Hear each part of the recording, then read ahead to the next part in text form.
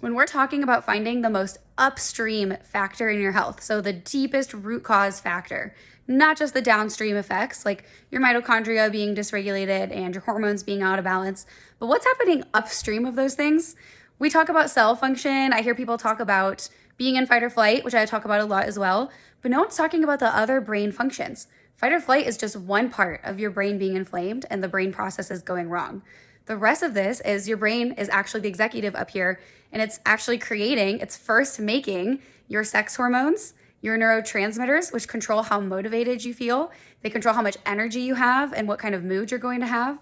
And it's really hard to do things like try to eat more healthily or go work out if you don't have enough dopamine to motivate you, because your brain literally cannot make these neurotransmitters because of the inflammation that's happening. So the most upstream factor that's usually happening when you're stuck with chronic symptoms is brain inflammation. There's not a great test for brain inflammation, so this isn't something that's included in the conventional algorithm, because again, there's not a test that you can then assign a treatment directly, linearly for. However, if we're looking at this whole holistic overall perspective of how the body works, brain inflammation is key. And if you're not addressing your brain inflammation, then you're just addressing downstream factors, and you could be missing a really big part. And the healing, it might eventually happen, but it takes years for the brain processes to kick back online by themselves sometimes if you try to fix just downstream things first.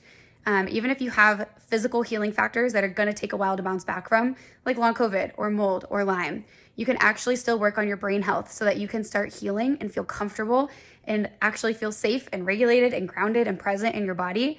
And that makes the healing process so much more tolerable. It also makes the healing process go much, much more quickly. So don't forget your brain if you want to be healing and maximizing your healing and if you want to get unstuck.